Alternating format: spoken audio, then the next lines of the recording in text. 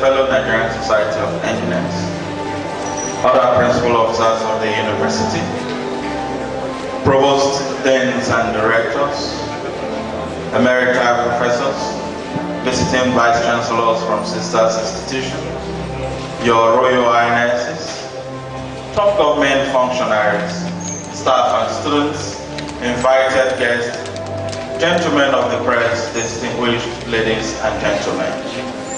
It is my pleasure to welcome every one of you to today's inaugural lecture. This is the 192nd Inaugural Lecture Series of the University of Benin, to be delivered by Professor Ozomene Undubisi Obekwe.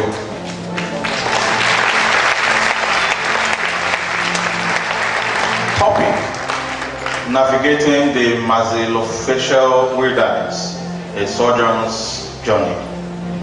May I humbly invite the registrar, Oshodi Mrs., to introduce the Vice Chancellor, members of the Vice Chancellor's procession. The registrar.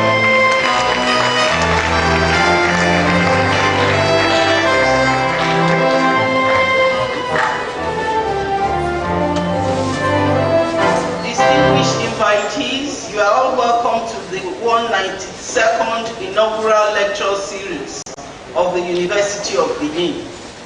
Please permit me to stand on the existing protocol already observed by the University PRO as I introduce the Vice Chancellor's entourage. It is my rare privilege and honor to introduce the Vice Chancellor's entourage, which is led by the Vice Chancellor himself, Professor F.F.O. Obumesi.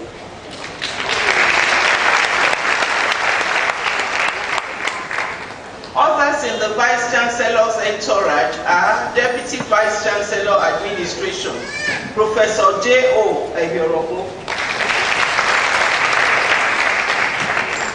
We also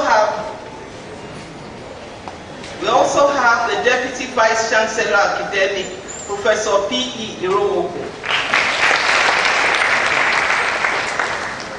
We have representing the bossa, Mr. D.E. Eche. We have the University Librarian, Dr. Mrs. Evelyn Omoluabi Idiodi. On the other side of the dais, we have Provost Deans and Directors. We have the Provost College of Medical Sciences, Professor B.I. Iyawe. We also have the Dean School of Postgraduate Studies, Dr. Victor E. Omozuwa. Professor B. Omozuwa, sorry. We have the Dean of Students, Professor O. B. Osadolo.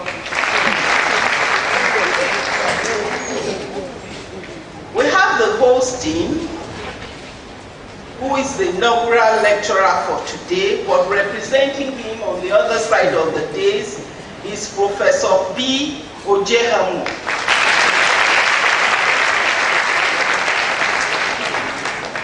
We have the Dean Faculty of Agriculture, Professor M.A. Banikole. We have the Dean Faculty of Arts, Professor L. Otoide.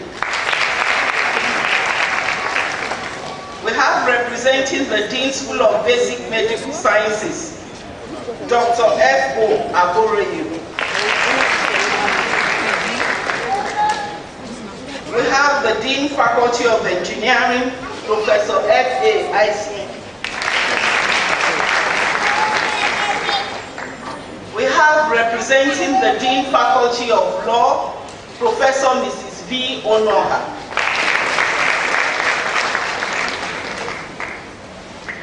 We have the Dean School of Medicine, Professor M.I. Momo. We have the Dean Faculty of Pharmacy, Professor O.J. Akerele. We have representing the Dean Faculty of Physical Sciences, Professor E. Melo. We have the Dean Faculty of Social Sciences, Professor D.E. Oriaki. We also have directors. We have Director General Studies, Professor J.A. Akpobi. We have Director CRP UICT, Professor F.O. Ekaise.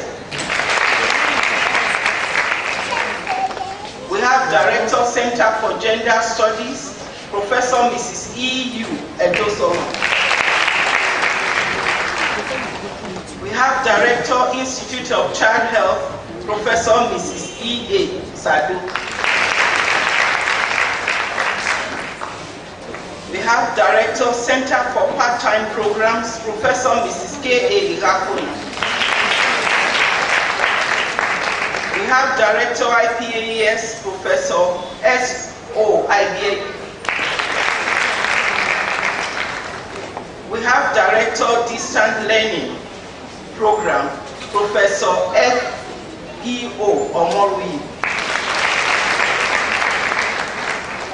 The last but not the least, we have the Acting Director, Center for Maritime Studies, Dr. Mrs. P. Oroku.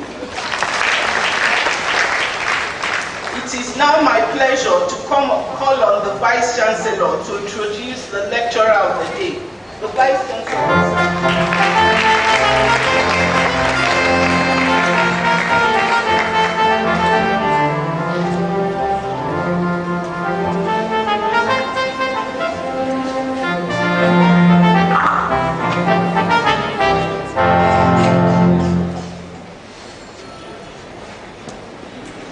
Good afternoon, everybody. I would like to stand on the existing protocol. I warmly welcome you all to the 192nd Inaugural Lecture of UNIVEN. Today's lecture is the 45th to be delivered in my tenure as the Vice Chancellor of the University of the second lecture to be delivered in the College of Medical Sciences, and the second in the School of Dentistry.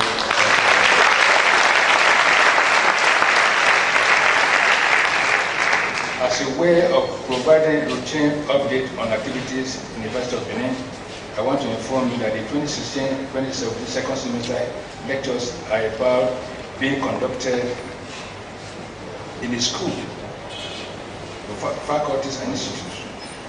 I thank you all for your support so far, and I want to use this opportunity to solicit for your continued cooperation as we head toward the end of the second semester. Ladies and gentlemen, it is my honor to introduce our lecturer for today.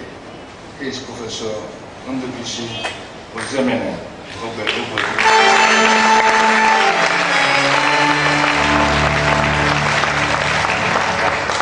The title of his lecture is Navigating the Maxillofacial Wilderness, a Surgeon's Journey. Professor Ozemene Ndubuisi Ogbe was born in Lagos on the 19th day of May 1964 to the family of Dr. and Mrs. G.N. Ogbe of Umugu village and Amobe community, both in Oka South, the government area of Anambra State. He attended Santa Maria Primary School, Aba, between 1971 and 1976. And thereafter, College of Immaculate Conception, CIC Enugu, between the year 1976 to 1981, where he obtained the West African School Certificate. He gained admission into the University of Benin to study dentistry and obtained the BDS in 1987. He had his internship at the University of Benin Teaching Hospital, Benin City, between the year 1987 and 1988, and then proceeded to Maiduguri, Borno State, for the National Youth Service between 1988 and 1990. Professor Ogbe returned to the University of Benin Teaching Hospital for his residency training in oral and maxillofacial surgery in 1990, obtaining the fellowship of the West African College of Surgeons in 1996. He joined the services of the University of Benin in 1987 as a lecturer 1 and rose to the rank, and rose through the ranks, become a professor in 2007. He also has joint appointment as a consultant, oral and maxillofacial surgeon in the University of Benin. His area of specialization is oral and maxillofacial surgery, with special interest in the treatment of trauma and cleft. Professor Ogbe has served in several capacities within and outside the University of Benin. He is presently the Dean, School of Dentistry, University of Benin.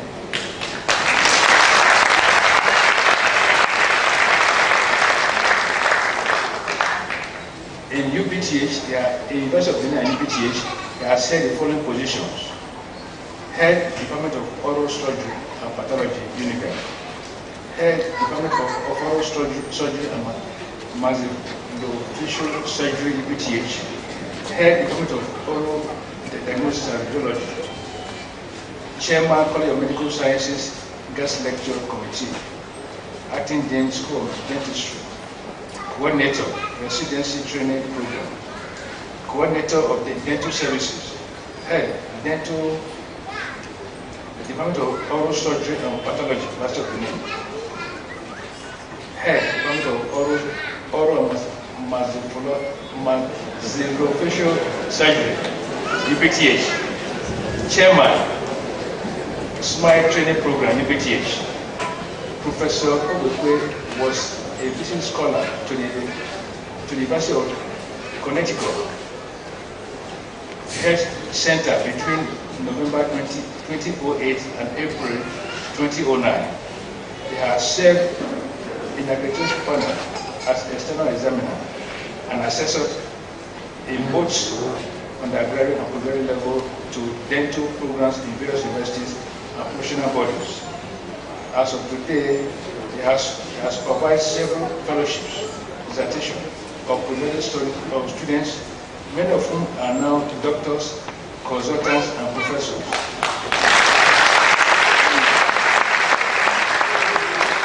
In different institutions within and outside the country. He has attended many conferences within and outside the country, and he has over 50 publications in local and international peer-reviewed journals. Professor Obokwe is a member of the Nigerian Medical Association, Nigerian Dental Association, Nigerian Association of Oral and Maxillofacial Surgeons, the American Oral and Maxillofacial Surgeon, the American Society for Dental Research, and a fellow of the International College of Dentists. He is the editor of the Nigerian Journal of Dental Research. His hobbies include golfing, gardening, and soccer. He is a supporter of Enugu Rangers.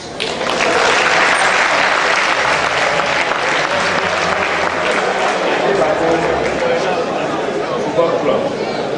He is married to Dr. Mrs. Ifeyewa Obokwe, and they have blessed with 2 children. Ladies and gentlemen, it is my pleasure to invite Professor Ndebisi Ozemene Obokwe, Professor of Oral and Maxillofacial.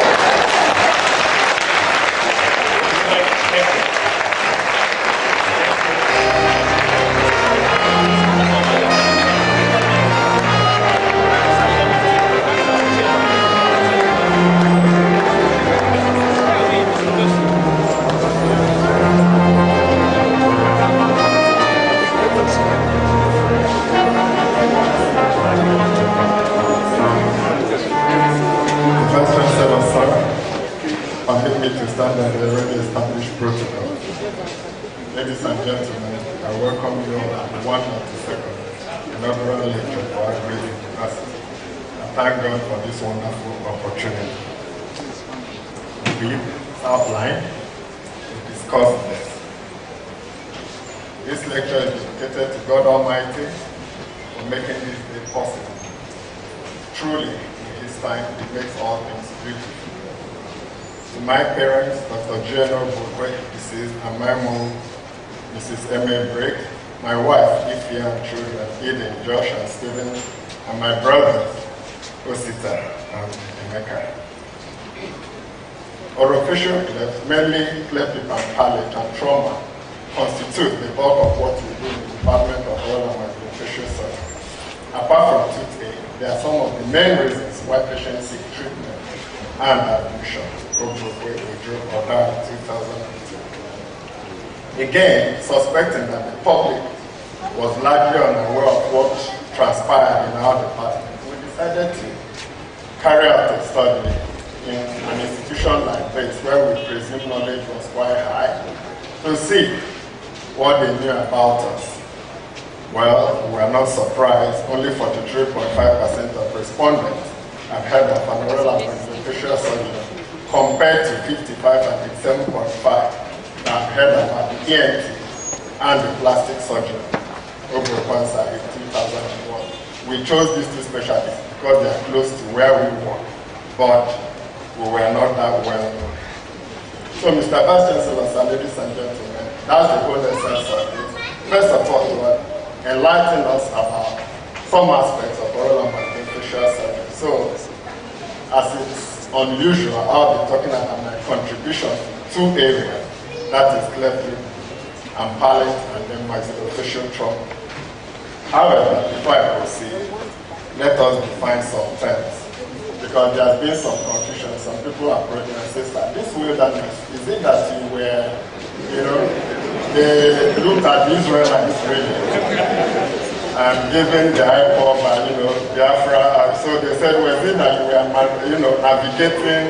I say no, that they should listen to it. So I didn't bother explain. So a wilderness is really a confusing multitude of mass and a definitely great number of quantity. So it's not always the desert experience. And of course, we know to navigate. to find the right way to deal with a difficult or complicated situation. Now, oral and maxillofacial surgery is a specialty of dentistry that deals with the diagnosis and treatment of many diseases, injuries, and defects in and around the jaw. In Nigeria, the US and Canada, other countries, domiciled in dentistry primarily, or in the UK, Australia, and the rest of Europe, it's a specialty of both medicine and dentistry. So you need a dual degree to practice maxillofacial control in those clients. In Nigeria, you need a BDS degree and then 6 years residency before you can be appointed, before you're deemed a specialist. Now, what do we do in oral and maxillofacial surgery? Like I said, the simplest thing is probably dealing with toothache. Then it ranges to real serious issues. At this point, I want to allow us about some pictures that we may be seeing. You bear with me, we'll try to make it more viewable. But if you recall, I'm going to be talking about the face. There's a limit to what we can do. So bear with me. So, these are some of the things we see in the wilderness of oral and maxillofacial surgery.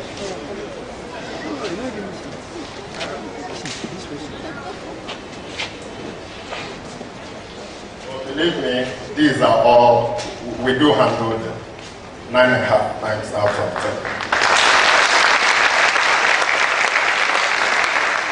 So you can see it's indeed a serious wilderness and you need careful navigation. But before we proceed with the navigation, permit me, Mr. Maxillofacial, to talk about some people that helped me to start this GPS of mine. The choice of studying dentistry as a course and specializing in oral and maxillofacial surgery and becoming an academic were nurtured by several persons. These were the proverbial shoulders on which I stood to see beyond my immediate horizon. These persons include, but are not limited to, Dr. Gilbert Ndifeogwekwe, my father, a doctor of dental surgery graduate of Howard University. Class of 1956. That means he's amongst the pioneers, really, of what we have in Nigeria. Strict, but fair and kind, as you would expect for somebody in that era. He was an apostle of honesty and diligence. His name has opened doors for me, both professionally and otherwise. And the first time was my first job interview in Louth. Young graduate, I entered the hall, intimidating. I don't know, difficult to recall how many people were in there. And I was at the end of the table. Having read overnight, the first question was, "Are you related to any dentist in Nigeria?" I said, "Yes, sir." They said, "Who is that?" I said, "Dr. Jour." He said, "Who is it to you?" I said, "My father." They said, "You can go."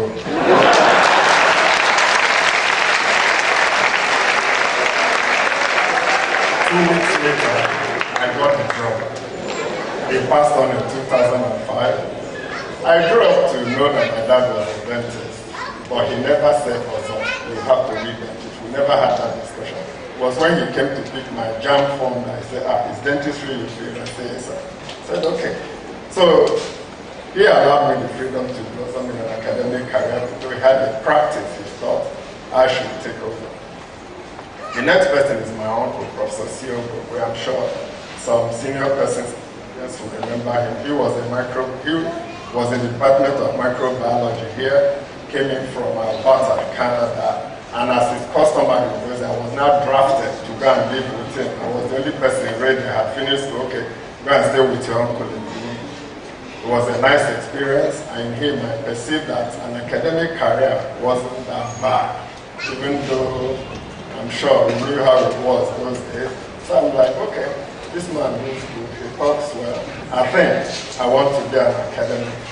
And he also taught me that the rudiments of research were exactly the same across all specialties. So even though he was microbiologist, and now I'm a dentist, we engage each other. And in my part 2 especially, for those of us who know how that part 2 could be, it was really, really encouraging. Thank you, sir. Professor A.O.A.G.A., the Foundation Dean School of Dentistry, University of Benin, a doubly qualified oral and maxillofacial surgeon.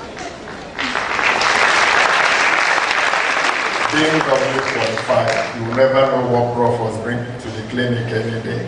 You'll be jaw lesion, it could be on the leg. The professor said, you know what I'm talking about. You're expecting a lesion on the hand, it could be on the nose. Prof, we thought, was a consummate surgeon, nothing was beyond it. So he was an inspiring figure. I'm like, when I grow up, maybe I want to operate like this. Dr. Christopher, he taught us oral surgery as an undergraduate. His delivery of the subject was fascinating, a perfect gentleman.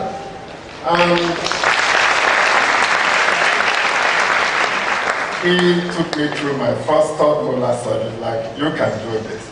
And being my dad's friend, I also know that I also got some special consideration when matters were had, not in academic, but thank you, sir. Thank you very much, sir. Dr. Osagi Abata. He studied the ship of oral and maxillofacial surgery in the Uniben UPTH late 80s and early 90s, when he was virtually the only oral and maxillofacial surgeon on ground. Now, Professor Abata, his mandate is on and off the pitch. He's a pastor, so when it comes to such matters, he's available for you. But talking strictly maxillofacial, he taught us all he knew and more, if that was possible. And as is, Professor Abata will never be one to say, where are you? You must report. Once you are available, you are then he's there for you, and I make sure I was available. And what happened? In our practice, you observe, you assist, and you operate. It has been going on for quite some time. So there was this case, a mandibulectomy on the ground. So it's like, also you will start, I will join you. I said, yes, sir. Procedure started, midway is Sogara, no sign of organ. I continued. Finished the procedure, Prof came in. Sir, you're just going to say, I knew you finished it. You can start and finish this procedure. If I came in here, you wouldn't have been this confident. So that's how the relationship has been. And at a point, people actually thought I was Dr. Abata. And the last encounter was with a records officer. She was like, Mother, what's the problem? No, anytime I greet you in Bini, you answer me in English. I'm like, no, are you not Dr. Abata? Are you not Bini? So that's how closely I work with Dr. Abata. Thank you very much. Professor A.O.A.G.A., Jour. When Professor Jour joined the School of Dentistry, University of Benin, his task was very simple: make academics of us all. And I dare say he succeeded largely in this endeavor. Prof knew the handicap of clinicians. You're busy in theater, you're doing other things. 5 years down the line, one publication. You are still there, another 5 years, maybe another half publication. Prof is like, no, you have to strike a balance. Prof, thank you, sir. Prof encouraged conferences, paper writing, and we truly appreciate you. Professor B.D.O. Sahi. He was the enforcer, the disciplinarian of the party. You became his friend only when you did the right thing. Always want to call a spade a spade. This was a useful ingredient in those days. Vibrant young men, there was this tendency to go off in a tangent. When you remember Sahib, you fall into line. Bro, thank you very much, sir. Thank you for and thank you for the publications we authored together. Thank you very much, sir. Now, cleft lip and palate. Let's start this navigation from our youngest patient. Even in theater, when you have an adult and a younger, you start with the younger patient. So, cleft lip and palate, we believe is a multifactorial problem ranging from genetics to environmental factors. So there, you see a lateral cleft lip, and then you see the bilateral cleft lip. You see a lateral facial cleft, you see a cleft palate. Now, these, we need to be careful. We don't need to stigmatize these people. We don't need to, they are perfectly normal, just that one thing or the other has gone wrong. All they need is medical, surgical, emotional, and psychological support. Now, if you're going to manage cleft patients, then you have to be part of the following. You're going to operate, appealing, we shall see many of the appealing features of plastic surgery, the need to understand the etiopathogenesis of the anomaly, and then being member of an interdisciplinary diagnosis and treatment team. In ancient times, when these children, once you have them, they say it's an evil spirit that's caused it. Such children were often removed from the tribe or unit and left to die in the surrounding wilderness. Unfortunately, this is still the belief in some parts of Nigeria today. So, we carried out a study, or give me a sequel, actually a multi-center study, I record the one here, to know the knowledge and cultural beliefs about this cleft lip and palate, and involved respondents from 34 of Nigeria's 36 states. So, roughly dividing the country into north and south, we found out that the northerners, the Hausa Fulani, simply felt it was an act of God, while down here, the Yorubas, the Igbos, the Midwest had diverse beliefs, presence of an evil spirit in the child, witchcraft, is the mother's fault, is the father's fault. So from this study, we concluded that awareness about this condition was good. Also in the same study, we found out that more educated people tended to give more scientific responses towards the causation of this cleft, rather than those that are not quite literate. So we concluded that we needed public enlightenment, such as this one, to help the public understand what causes cleft lip and palate. So these are some of the history, how cleft lip and palate has gone down through here. So the earliest reported case was in 390 AD in China, Herman, 1295 to 1351, documented the first full description of the cleft lip and palate.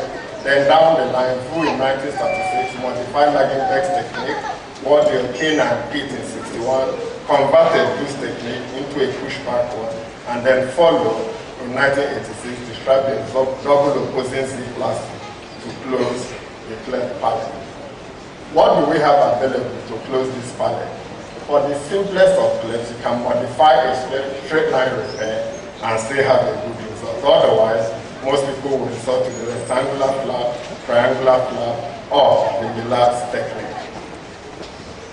While the surgeries for this condition advance, therapy for the associated problems, as we will come to find out later, it's not just the cosmetic effect, there are also other ripple effects from this clefting. These other problems, specialists now agree that they should not be handled by a group of specialists. But it was no longer possible for one or two specialists to handle this problem. When I joined in 2006, published the article describing this interdisciplinary approach, that you are actually at liberty to make use of what you have available, because it might not be possible to have the entire team. However, in Uniben UBTH, we have been fortunate to work with most of the people concerned.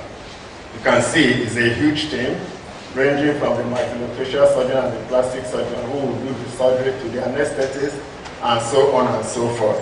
And we're also fortunate to work with Smile Train, our international partners. These specialists contribute specific skill.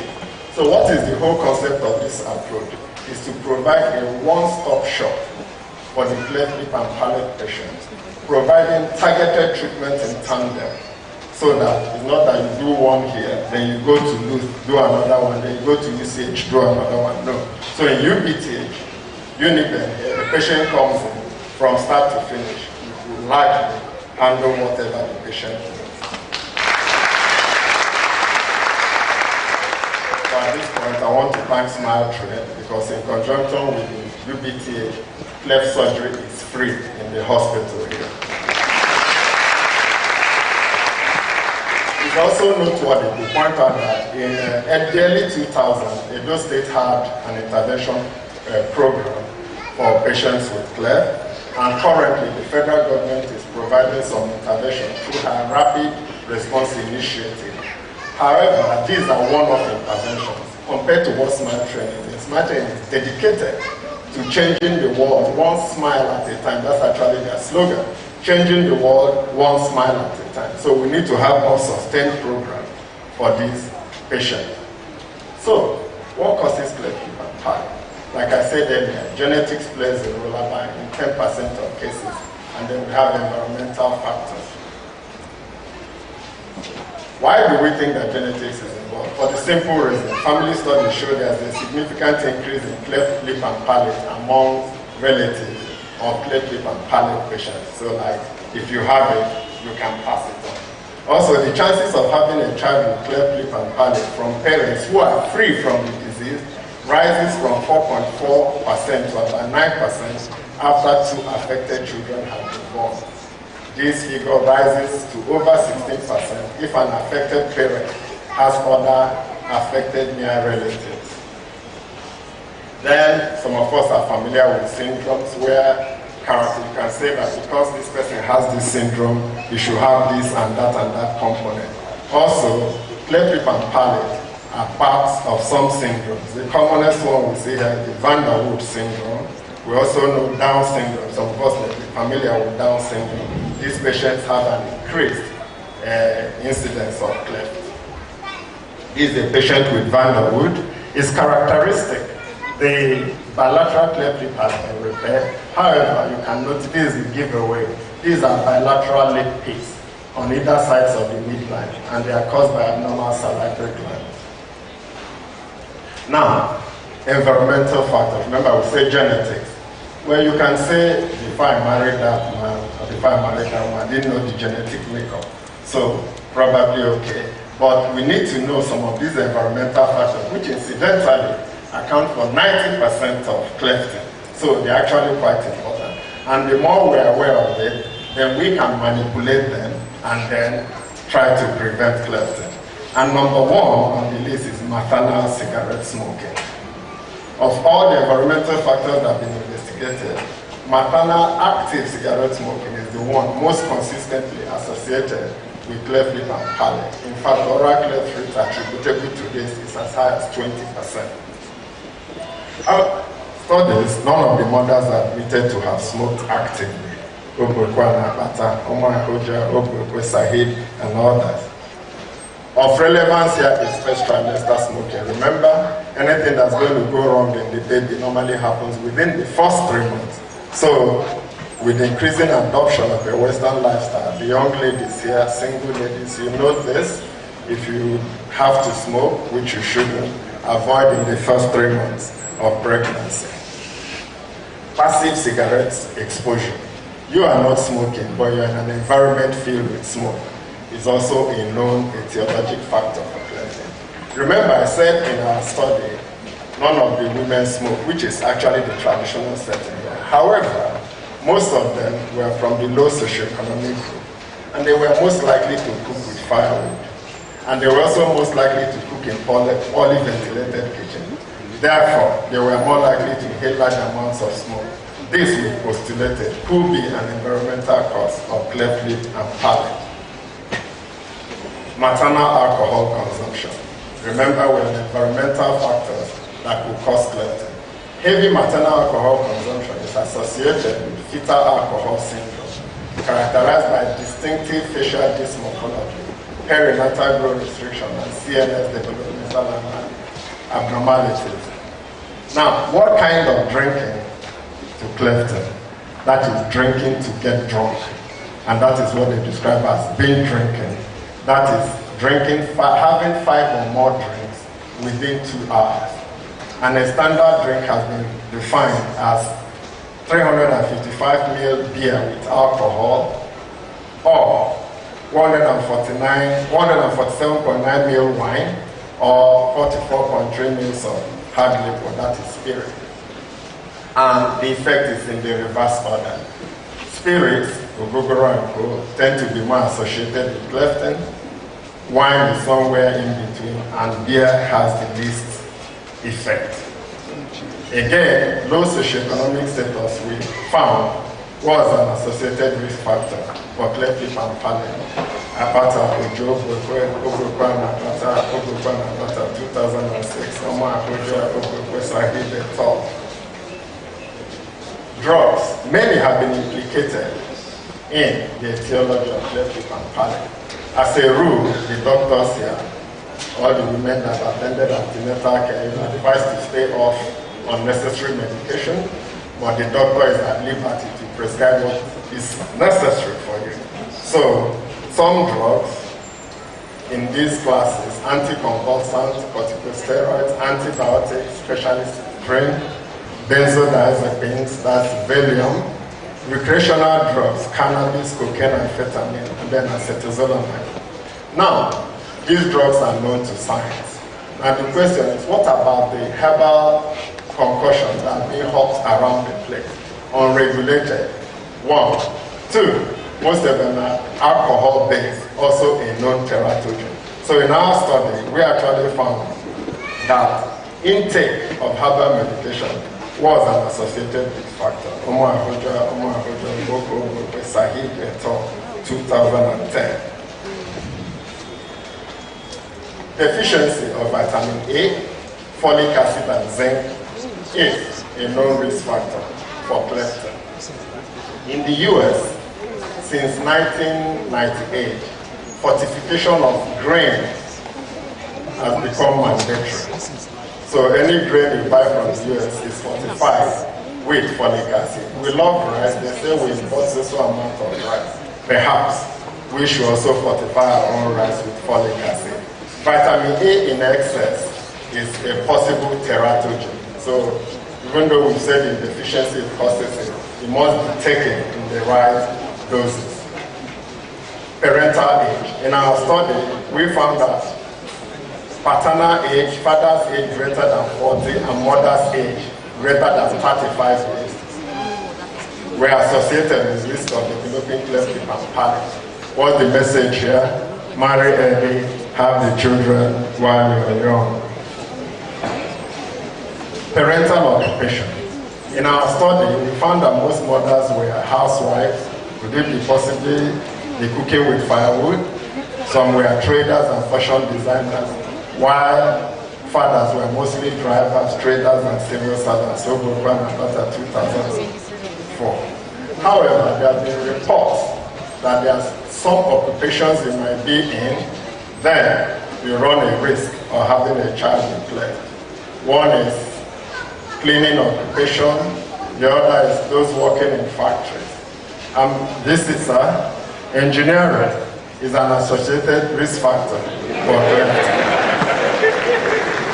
as well as Western blacks, 1 in 2,500, and unfortunately highest amongst Asians, 1 in 500 lives. These figures are rising.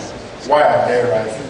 Like we said, in the earlier times, these children were left in the wilderness to die. We no longer do that. So there is a fall in the postnatal situation. 2, we can now operate them on them safely.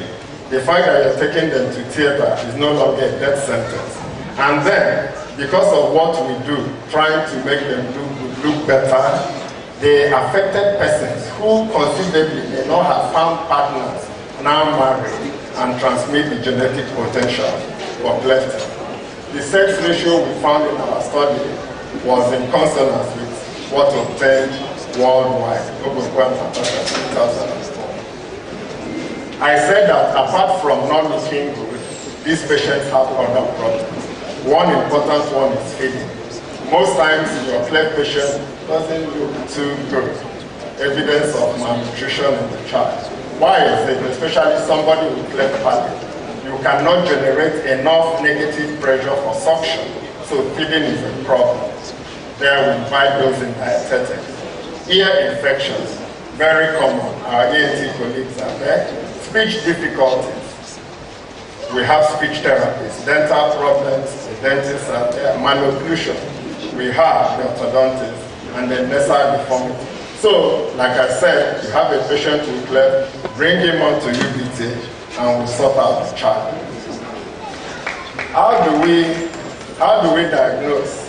There's nothing like cleft palate, so really no differential. You see the patient, he has cleft lip and palate. And the treatment plan involves the specialist I mentioned earlier working together. When do we operate on this patient? We apply the rule of 10. When the child is 10 weeks old, weighs 10 pounds, and has a hemoglobin concentration of at least 10 grams, and should be medically fit at this point. For the cleft palate, we operate between 12 and 18 months. We normally employ general anesthesia to treat or warn their children, then the procedure will be in the airway. It's only a few selected adults you can operate on under local anesthesia. And at this point, I want to thank the Department of Anesthesia and UBTH as they continue to provide safe anesthesia for these children. You are at the back looking better. So we started the procedure. We've not put any stitch, but you can see the lip has fallen into place. And then there he is. And for comparison, here, that's it. So we have a child with cleft palate. You can see the palate gaping. That's a retractor. The palate is gaping. You can see it's closed. That's my friend. You can see his cleft palate, his cleft lip now is being repaired. You can see the bilateral cleft lip. You can see the excessive defect. You can see all sorted out. You can see my friend. You can see the little cleft there, and you can see same mouth posture, right? He's looking good, isn't it? All right. With that account, sir, I'm done with my navigation in the maxillofacial wilderness of orofacial cleft. With your permission, sir, let me move over to trauma. Now, for the purpose of this discussion, trauma in the maxillofacial region can either involve the soft tissue, that's the skin, muscles, mucosa, or the hard tissues, basically bones and the teeth. So that's a road traffic accident. That's some laceration, that's a gunshot injury. That's a road traffic accident. Now, watch carefully. There's a cut here. She is a neighbor in the marketplace to another woman. So there was an altercation and she got slashed with a razor. It has healed, but you can see she's closed her eye because of the scarring. This eye, the right eye, can't close properly. Then this is gunshot injury. Vice Chancellor, sir, we've not made any cut. This is how the patient came. We just opened it. This is the devastation that can be caused by gunshots. This is another road traffic accident and a really road traffic accident. How do we get our maxillofacial region injured? No different from how the rest of the body gets injured. Either by road traffic accident, missiles, particularly gunshot injuries, interpersonal violence. You've seen all the illustrations. Sports, in the course of play, you get injured, falls, industrial trauma. Iatrogenic basically means caused by the doctor. I'm not saying we cause fractures, but sometimes in the course of the work, things may happen and we may need to explain more than we ought to explain. So that's what that term means, caused by the doctor as a result of treatment. And these factors are influenced by where you are, the social trends, alcohol and drugs, road traffic legislation, and the seasons of the year. Let's just take a few. Road traffic accidents. That's the major cause of maxillofacial trauma in Benin City and in Nigeria generally. Next to these are missile injuries, assault from interpersonal violence. Obokwe, Ojo, Apata, and Tetafia. Obokwe and Tetafia 2004. Obokwe, Wotadel, and Saibu. Obokwe, Jike, Fashola, and Odai, and Obokwe 2013. Road traffic legislation and driver-related factors are the most important things we must consider in this place.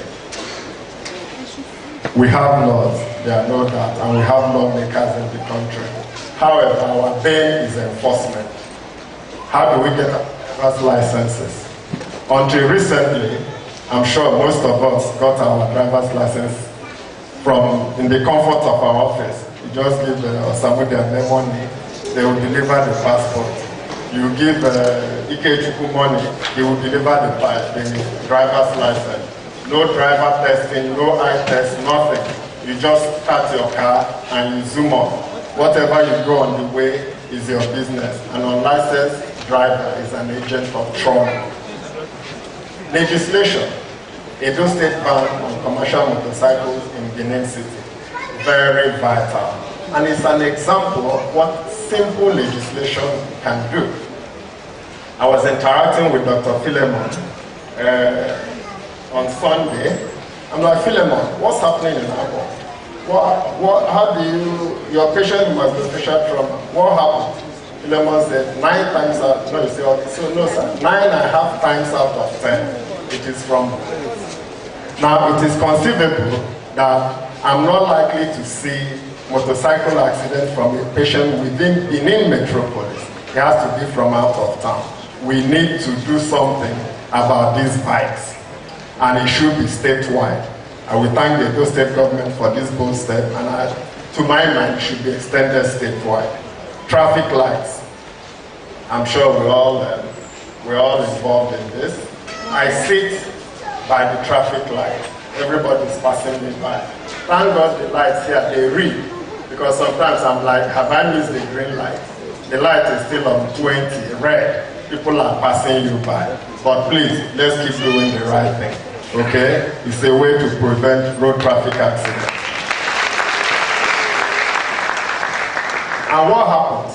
While you're waiting there, a convoy, law enforcement people will be running behind you. Move. Last time I told them to look at the light. I had like 3 cars before me. Look at the light. I was also looking at the light. They were getting impatient. I saw them coming out of the car. I was pointing at the light. I was counting down. They were coming down with their gun. I said, well, this is not time for maxillofacial injury. At about the 3 seconds to go, I had to take off so that I can tell the story. But it's amazing, isn't it? How the man that's supposed to stop you if you beat the light is the one saying, can't you see, you should move. Use of seatbelts. It's been established that the single most important safety device in the event of a vehicle crash is the seatbelt. So please, let us do that. In our study of 312 patients with maxillofacial trauma due to road traffic accidents, just 3 had their seatbelts on at the time of the crash. Jour, Abata, and Tatafia, 2003. Speed limit. We're all familiar with what goes on our roads. I remember a car I had can do 260 kilometers an hour. I was giving a friend of mine a lift. Sir, this your car moves fast. I said, like, what's the highest speed you've done here? I say 120. So who is the 140 to 164? So that is how much we love speed, and it's unregulated. But where you have better cars, better roads, they make sure you stick to the speed limit. And they put all sorts in check. Lasers, radar, high-speed cameras, speed cops, just to make sure you don't beat it. However, we are grateful to Federal Road Safety Corporation that they started installing speed limiters in commercial vehicles. Another factor is Belgian tires. Belgian tires. I've had a friend who said, I hope it's Belgian tire you're going to buy. You know it's better than the brand new one. I'm like, is that possible? Tires have expiry dates, and the Nigerian standard is 4 years. We've argued this over and over. You are not the law. The law is the law. Okay, we understand issues of tread wear, distance traveled and all that, but FRC says 4 years. And I'm sure most of us know how to recognize the expiry dates on tires. A 4-digit number on the sidewall. Take for instance 1017.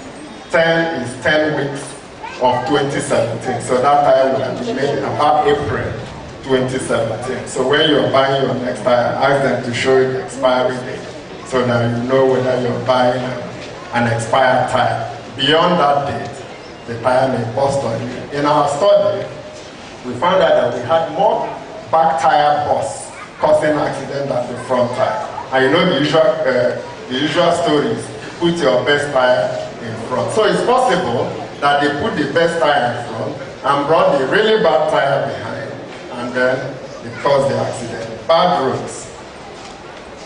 It's unfortunate that we keep discussing the issue of bad roads, and it's like a vicious cycle. By the time they fix Lagos Ibadan, Kaduna Owerri is bad. By the time you come to Kaduna Owerri, Enugu Onitsha goes bad. I think we should have a serious plan for our roads. And in our study, Oda and 2016, about 15% of accidents resulting in maxillofacial trauma were attributable to bad roads. Someone under the influence of alcohol and drug is more likely to have a vehicle accident, more likely to fall and so, and more likely to be involved in a fight. Again, about 10% of road traffic accidents with injuries to the jaws can be attributable to drink driving, or dialogue with 2016. Officially, Nigeria sets a legal limit of 0.05 grams per 100 ml of blood, and then 0.08 ml in the US, and that is the blood alcohol concentration. But the enforcement of this law is weak because alcohol testing equipment is unavailable. Mr. Vice Chancellor, sir, I took the liberty to check the cost of this equipment that's not available, and they range from $29 to $129. FRSC can afford the lower end, the $29 one, so that they can do their work on our roads. Gunshot wounds, like I said earlier, they rank next to road traffic accidents as a cause of injury to the maxillofacial region. Interactions with victims of robbery, kidnap, or cult activity would attest that guns were involved virtually all the time. Our study on gunshot wounds showed that undergraduates constituted the bulk of the patients. Most were indoor occurrences, and 48.9% occurred between 12 noon and 6 p.m. More males were involved, while 78.7% survived, 21.3% died or died as Oda and Ogbogbo in 2011. Sports contribute to maxillofacial trauma. Mr. Vice Chancellor, sir, on my way to the last inaugural, the president of Dental Students Association told me they were playing life sciences soccer match, that if I had the chance I should pop in. I love football, and I went there. By the way, they have a lovely synthetic pitch there. I was wowed by the pitch and all that. Suddenly, life sciences floated a ball into the 18-yard box. The dentistry goalkeeper went for it. Attacker and goalkeeper collapsed in a heap. Attacker stood up, goalkeeper was still on the floor. Like, goalkeeper, stand up. Goalkeeper remained on the floor. Okay, I now turned from a spectator and a potential inaugural attender to a first responder and a maxillofacial surgeon. I wasn't really prepared for that, but we're always ready. So I bring him out. They brought him out. Could you bite your teeth together? He sustained a mandibular fracture right there on the peak. But fortunately, we operated on him and we've since discharged him.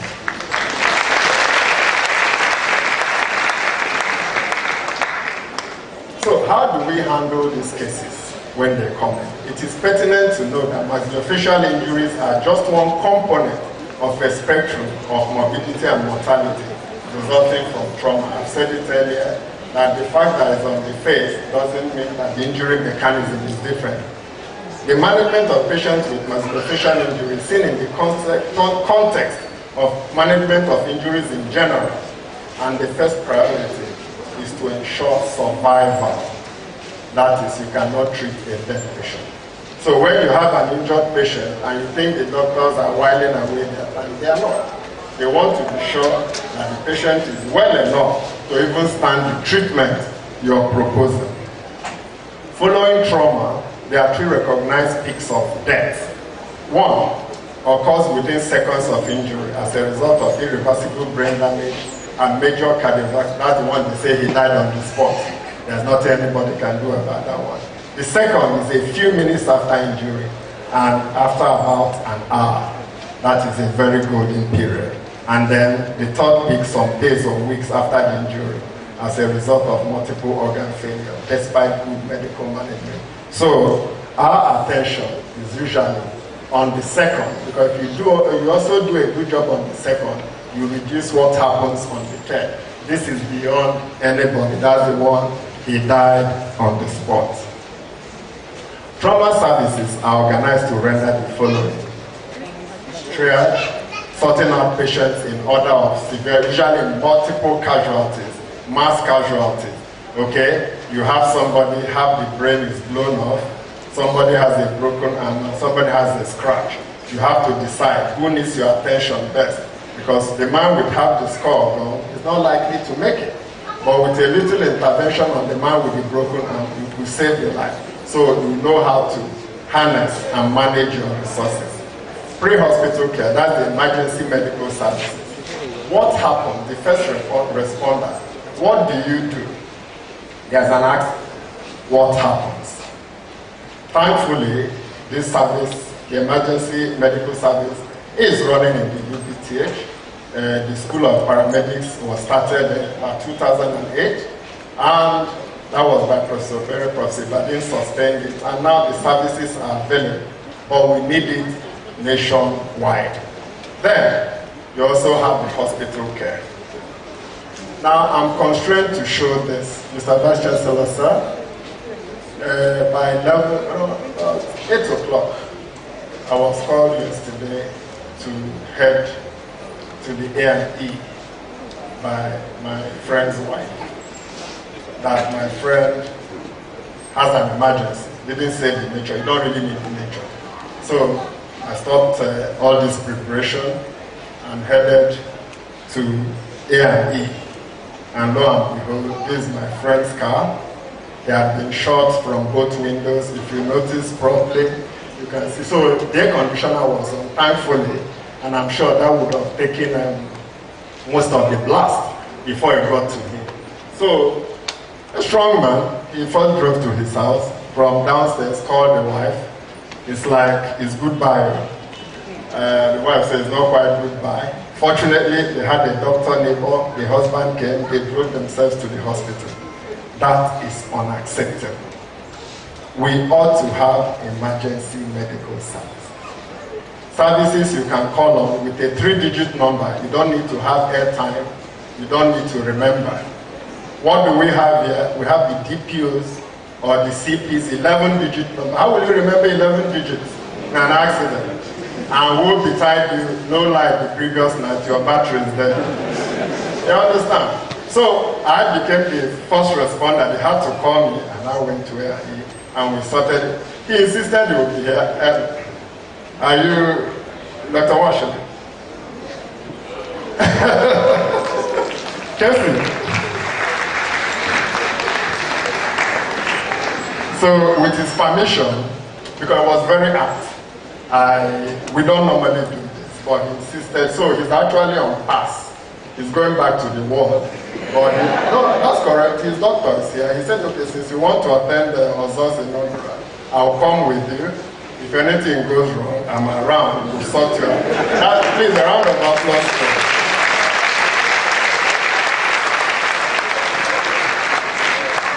That is what we do. Dr. Washington, thank you. So, when you arrive at the hospital, we need to know this. The doctor, first of all, comes, looks at you, and I'm sure that's the one that irritates relations and patients. He just comes, takes a look, no word. It is in order. He starts with a visual assessment of the patient's status. You have to see what you want to do. And so he comes, looks at you, then goes to gather his thoughts. Next, he does the primary survey, which for the purpose of this lecture, we can break into A, B, C, D, E. He wants to make sure that the patient's airway is okay, he's breathing normally, the circulation is okay. That's where the one we like most. So they now put 5 drips. We all love drips under such situation. So it's at this point that he brings drip, orders for blood, and then if there's any bleeding, he controls it. Then he evaluates the central nervous system. Is this patient going into coma? Is he alert? Is he with us? Then next, the patient is fully exposed for full examination. Next, he undertakes a secondary survey to make an accurate diagnosis, make sure patient is stable, like that strong man over there, and then determine the priorities in treatment and appropriate referral. So you can see the way the hospital is set up. You can imagine when the patient will now get to me. It may probably be the next day, because the trauma surgeon is there doing what he knows best. At that point, it's not the treatment of the broken bones as the priority, is to make sure that the patient is alive. That is why I'm dwelling on this. And you can imagine what happens in trauma, especially, compared to cleft lip and palate. The patient is born like that. They've probably gone to 1 or 2 places. You know, patient is doing well, growing. But you can imagine the abruptness of a maxillofacial injury. You went on your way out, you checked the mirror, adjusted your eye. I'm looking good. Then you step out, suddenly start looking bad. It's serious psychological stress on everybody. The patient and family are usually anxious and fearful, and they depend heavily on the maxillofacial surgeon to make an accurate diagnosis, communicate that diagnosis to them. That is usually missing. You are the doctor. Doctors are next to God, so you think you know. Meanwhile, the bishops and others are there. You are want to jump in behind the bishops and go. You know, you don't communicate, patient is there, you don't tell them. So you leave them to their devices. That is why sometimes in accident and emergency departments all over, doctors are assaulted because patients are not told what to expect. Their mind is that these doctors are not doing anything about these patients. And it is a serious situation. We've tried to educate, I'm educating now. When your patient is in the hospital, even if the doctor hasn't tried to seek out, it's the doctor's job to communicate. But we now know better. You can always approach the doctor. Doctor, sir, what is the way forward with this patient? Now, soft tissues. Like I said, these are usually damaged trauma, and it could be as high as 73%. And they can take the simplest of forms, abrasions, to real serious matters like avulsions. Gunshot injury, very serious, are classed as penetrating, perforating, or avulsive. Now, these are avulsive injuries from rifle rounds. You can see one bullet and the whole lower lip plus is gone. Now, this is a policeman. They tried to steal his rifle. In the process, they inserted the barrel into the mouth and shot. So this is actually an exit wound. You can see how wide it is. Soft tissue injuries from gunshots are notoriously difficult to manage because of this extensive destruction and the clear and present danger of wound infection. Mr. Vice Chancellor, sir, that is probably understandable. But permit me to tell this audience about a type of soft tissue injury, that resulting from human bites. And I wonder, why do humans bite? Concluded, there is an act of desperation. The fight is underway, you're losing, you have to do something right. And that reminded me of Evander Holyfield and Mike Tyson.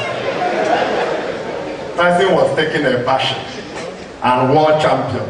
I can't go down like this. He bit off Evander's ear. They stopped the fight, and Tyson, the punishment stopped. So maybe that's why they bite, to stop the punishment. So that's almost half the lip gone, most of the lip gone here. You can see, but this is multiple, isn't it? Took the first bite, then went for another one. Then you can see almost half the lower lip gone. In a study of human bites to the face, the following observations were made. Of all the patients studied, 80% were female. In 70% of cases, the assailant was female. In 55% of cases, the injuries involved two wives in a polygamous setup. In 10% of cases, nephews were assailed by their aunts, stubborn nephews. They know the hear word.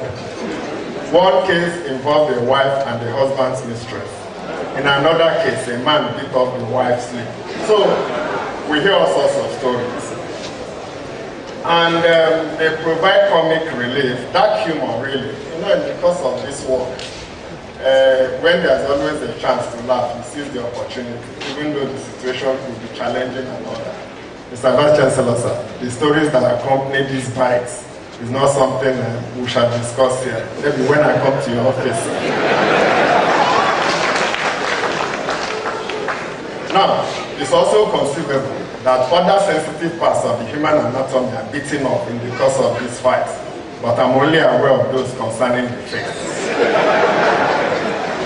Now, when they come, we make sure we close them. Now, closure, in closing them, when they are too extensive, we may need to borrow and to make up for what is lost. So, Mr. Vice Chancellor, sir, if you permit me, let us scrub and go into the theater again.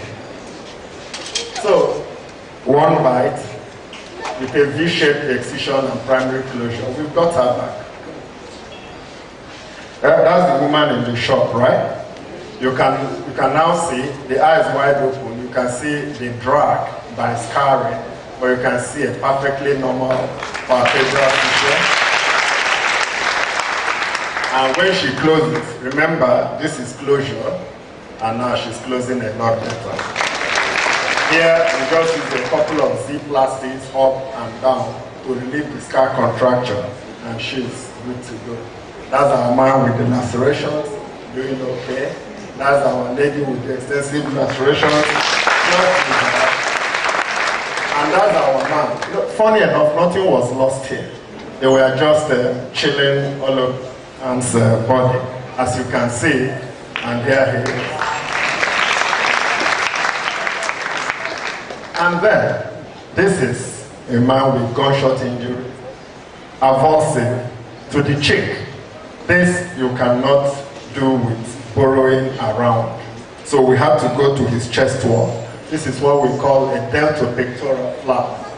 Okay? So we borrowed from the chest to attach to his mouth. Some weeks later, we came to cut off what we needed to attach to his mouth and return the rest to his lip. And there he is on the table. Weeks later, you can see his chest nicely here, and you can see his face, all looking a lot better. You can see beauty, and then this is my friend, a bike accident, lost half his lip. We were able to borrow lip from the lower part and attach, and there it is. So, how do we treat hard tissue injury?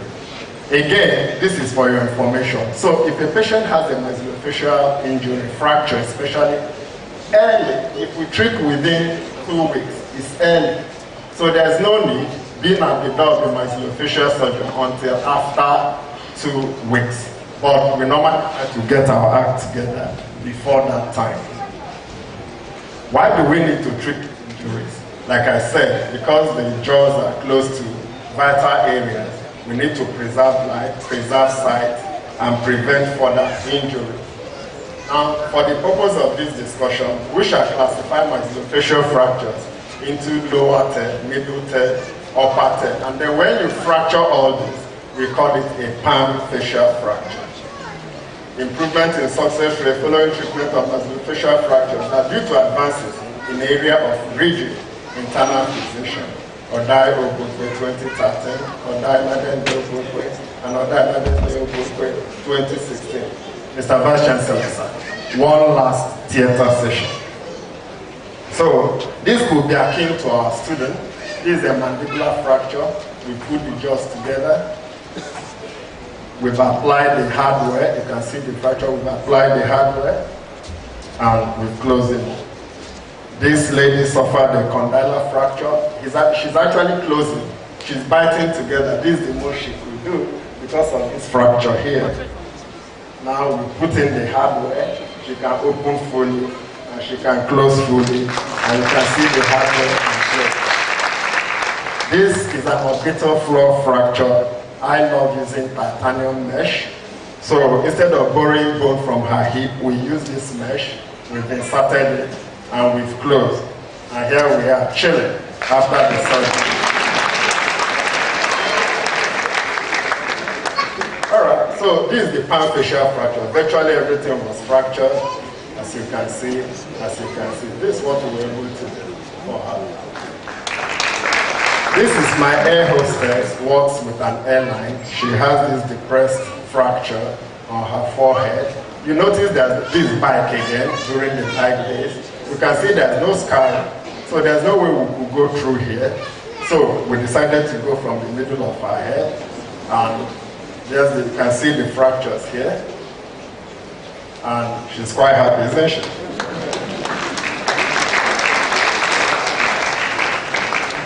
Acknowledge. Mr. Vice Chancellor, sir, permit me to acknowledge the following persons. I thank the Vice Chancellor of the University of Benin, Professor FFO, who is a fellow Nigerian Society of Engineers, for this wonderful privilege to deliver my inaugural lecture. Sir, I've enjoyed my work as Dean in your administration, and I pray that your tenure be a successful one. I also wish to thank past Vice Chancellor Professor Nokare and Naru Wanze Oshodi for their various roles in my development in University of Benin. Thank you, sirs. The Vice Chancellor of the University of Medical Sciences, Ondo State, Professor F. Okonofua, thank you. DVC admin, Professor J. Hirobo, ACAD, Professor Iriobe Ekenwa, Professor George Oriarimo, the Registrar. Madam, thank you very much. Mrs. Eo Shodi, I've known her since I got to Benin. The librarian, Mrs. Amola B. Jodi, we should play golf more often. The bossa, Dr. Babadina, thank you. His Royal Highness, the Enogi of the Wabanosa and Abudu, Professor Jour, thank you. I can now pop the bottle of Moet champagne you gave me on my promotion to Professor 10 years ago. I've kept it. So it goes down today.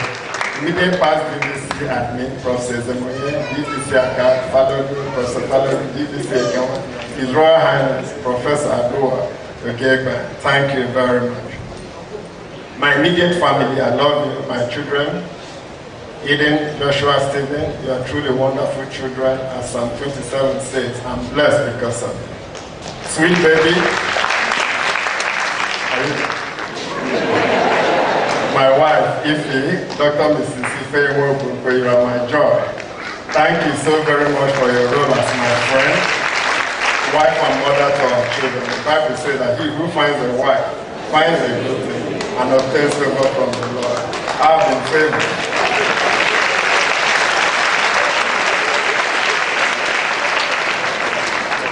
I want to give a special appreciation to the immediate past Chief Medical Director, UBJ, Professor Amos.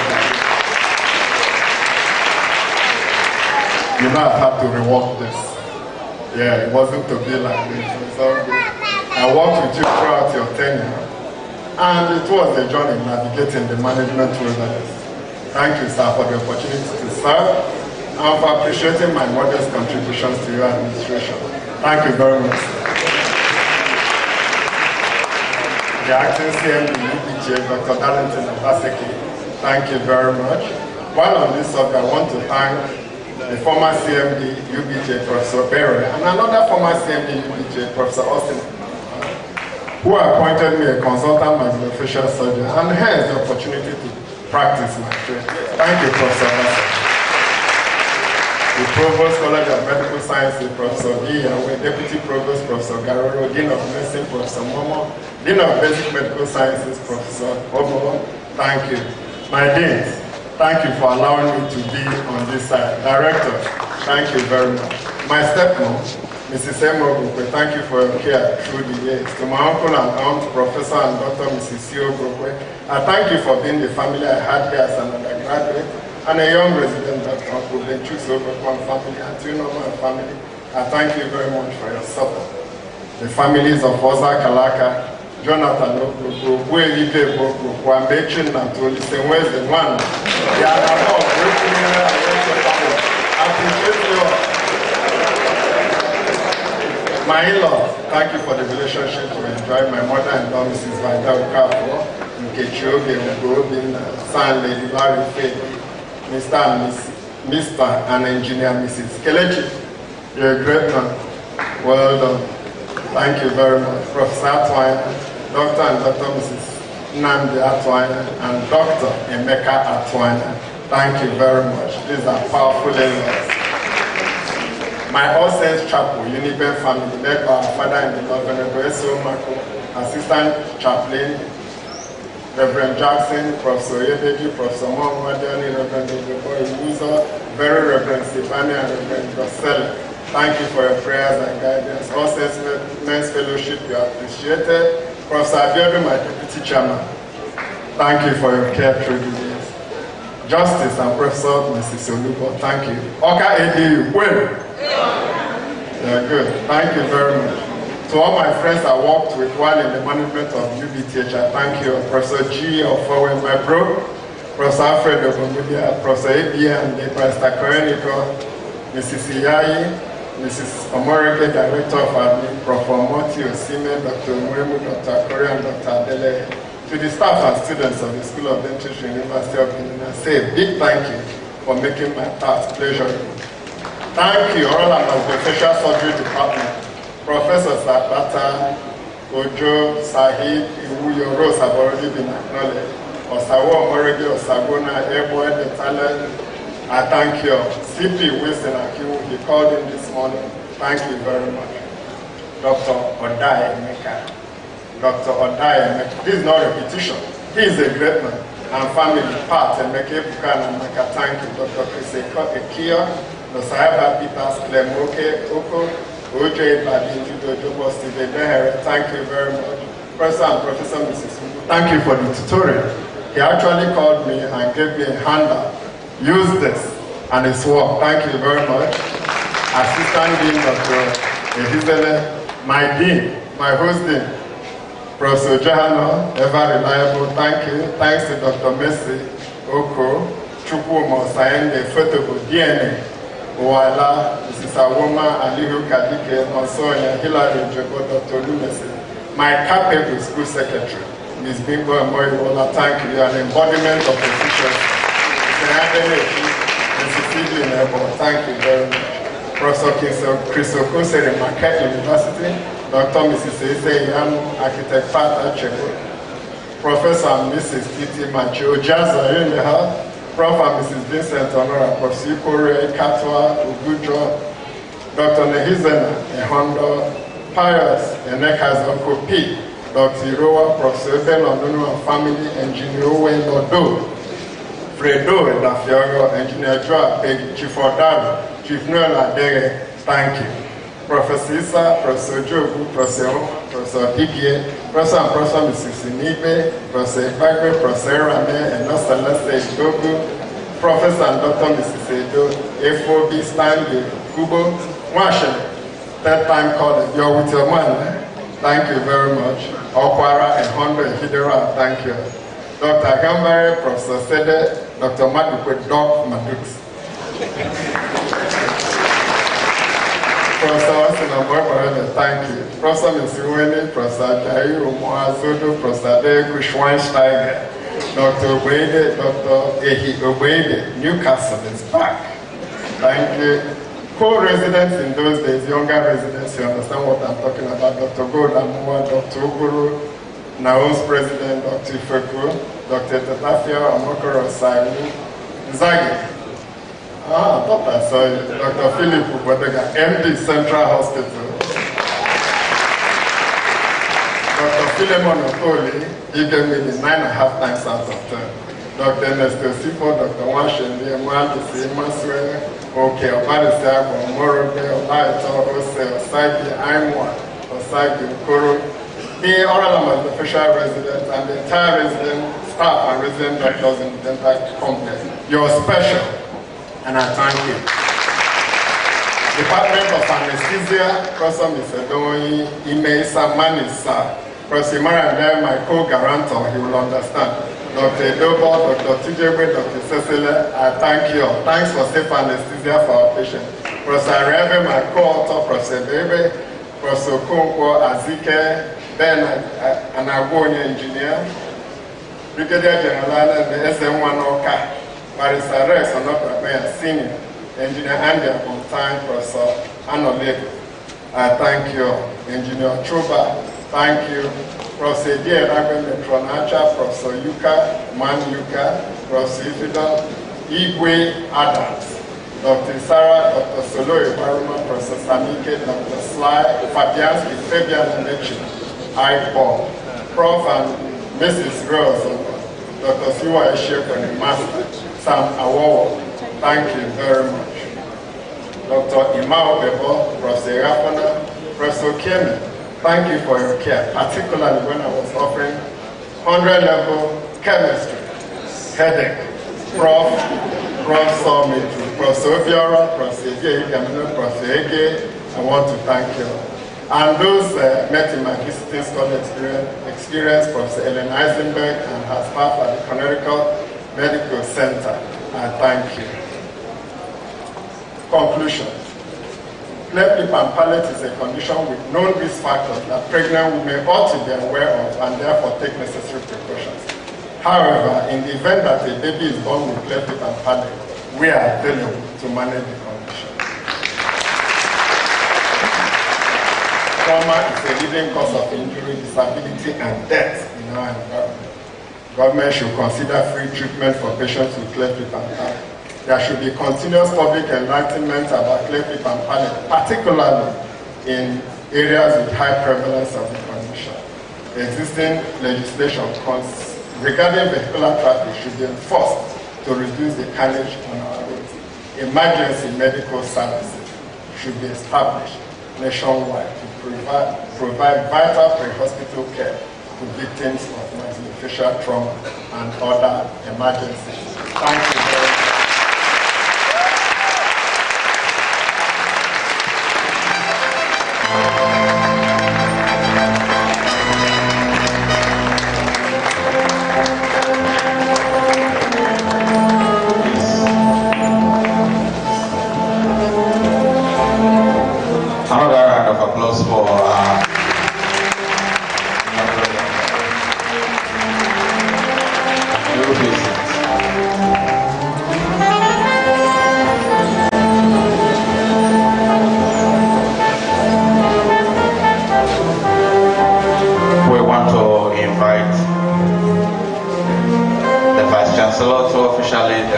The inaugural lecturer,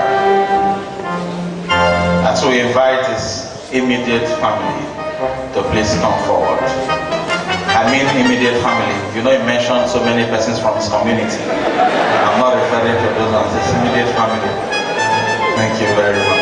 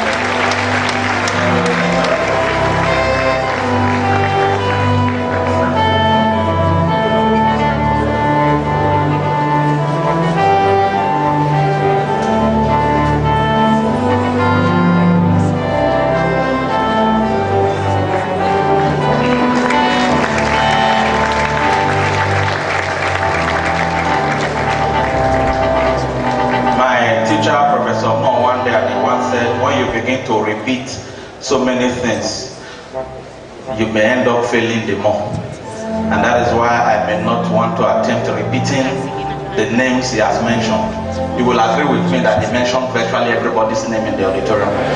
Professor Edera, I hope I am correct. And so we will acknowledge your presence seriously. We know Emeritus Professor Ofueko is seated. We want to acknowledge your presence. The acting CMD UBTH, Dr. Obaseki, we want to welcome you. The Vice Chancellor has asked me to officially, on his behalf, congratulate once again Professor Mike Ibadim, immediate past CMD, for a successful tenure. Congratulations, sir. We want to recognize the presence of Mr. Lucky Uwasa, Permanent Secretary, Edo State. We recognize you, sir. The CMD Central Hospital, we also recognize your presence. Thank you very much, sir, for coming around. Members of his immediate family and extended family.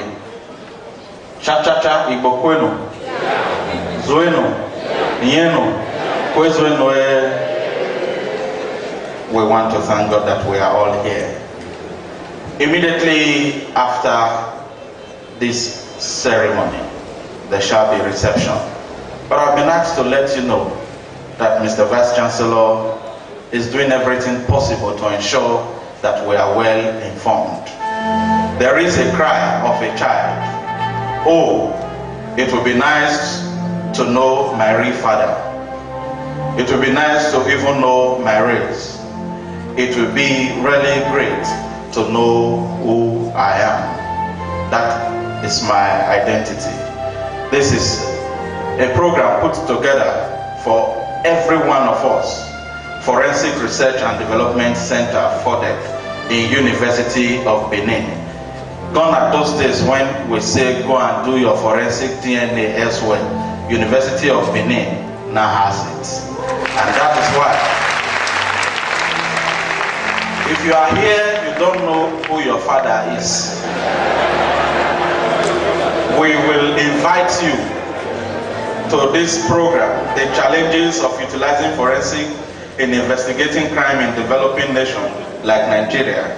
It's coming up on the 27th of June 2017 here in the auditorium, 10 a.m. You may say that day is public holiday. Do you know who your father is? You don't bother to say it's public holiday. The Vice Chancellor is inviting each and every one of us to be a part of the ceremony. All our guests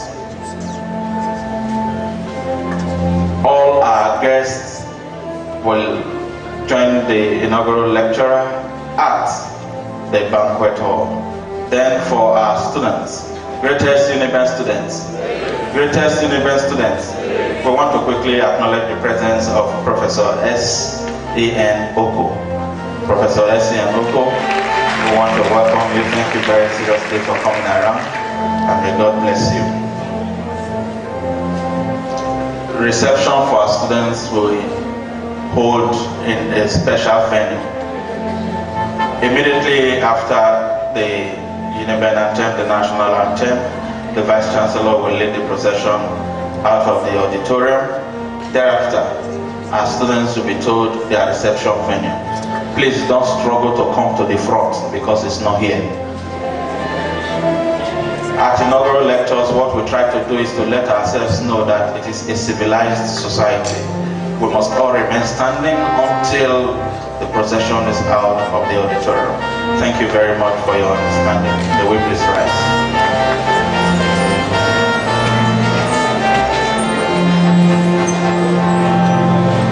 Uniben anthem.